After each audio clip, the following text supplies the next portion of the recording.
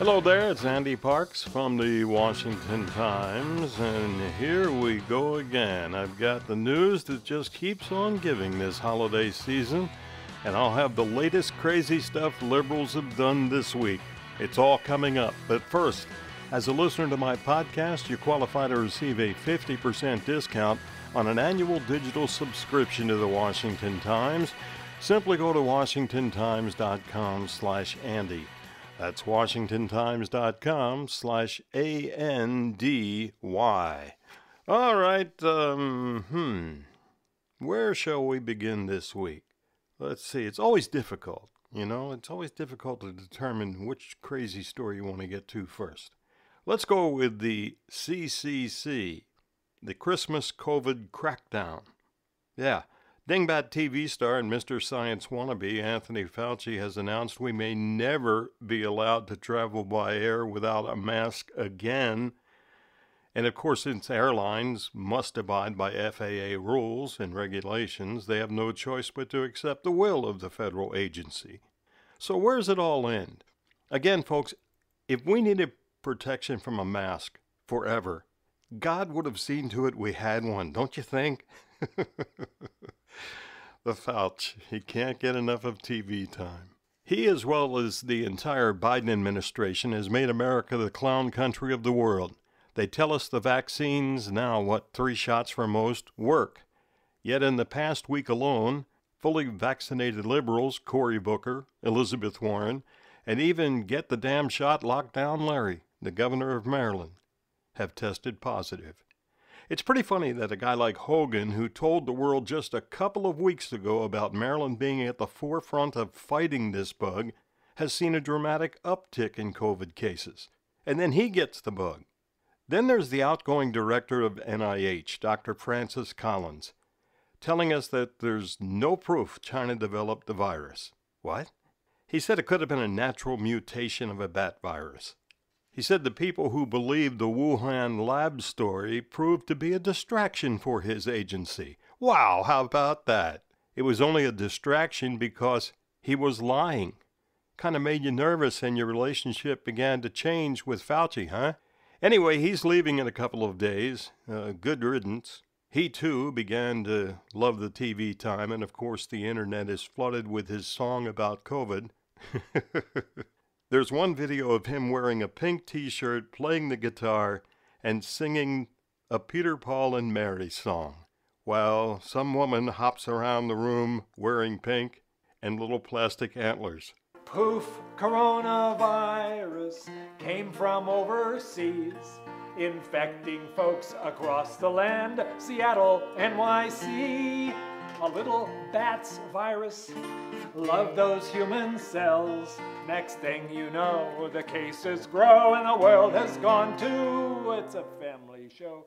This is what I've talked about for years. The same burnout hippies from the 60s are now running America into the ground. They refuse to be anything but flower children. In other words, they never grow up. Meanwhile, the president addressed the nation with an offering of a new website so we can all get COVID tests free. That's right. Test kits free from the government. What a laugh, free from the government. Here's a guy that's never had to go out and generate revenue in his life. In fact, for the past 48 years, he's been paid by the government, meaning us. He's never gone to bed and wondered all night as to how he was going to pay the bills the next day, like I have or many of you have. Nope, the money's always there. Sure, he talks about being blue-collar lunch bucket Joe, but every time he talks about driving a truck or working in some manufacturing plant, it turns out to be a lie. He obviously has no business acumen. Heck, he doesn't even know, like the rest of the libs, that we pay for that free stuff that he touts. We're now looking at a debt of $29 trillion. It was about $11 trillion when Obama and Biden took office back in 2009. So where does it all end? The rest of the world is watching us destroy ourselves. Now, if there's a savior in all of this, it's Senator Joe Manchin of West Virginia. Well, at least for now. Joe's been known to say one thing and change his mind a week later. Without his vote, the BBB, Build Back Better bill is dead. and he is being attacked by the left and even threatened by liberal whack jobs for pledging a no vote on this bloated government handout. He and his family have received threats of bodily harm. Manchin's also very upset by the betrayal from the White House, calling him out by name after he and Biden had agreed to work out their differences behind closed doors. Chuck Schumer now says he can push it through in some other fashion. Can't wait to see that. The lefties in the Senate are ready to change the 2-senator per state rule and give seats based on the state's population, more like the House. Good luck, Chuck. Their argument is based on why a senator representing only 290,000 people like Manchin has as much power as states representing millions of people. You may recall last year at one point a congresswoman claimed West Virginia was meaningless in the grand scheme of things. Oops, probably shouldn't have said that, huh? And some say Manchin is ready to jump ship and become an independent. So the left better watch out and better watch where they tread. The Build Back Better plan is the exact opposite, and Manchin knows it. By the way, 23 Democrats are now jumping ship in 2022. They've seen the polling, they've seen their chances of being reelected are down to slim or nothing. They're scattering like rats on a sinking ship. Maybe they got the word that even most Democrats don't want America to become a socialist or communist country. On the way out the door, take Liz Cheney with you. The Republican Party has written her off like most right-thinking Americans. Border authorities have picked up a Saudi man associated with Yemeni terrorists. He made it into Arizona before authorities checked him out.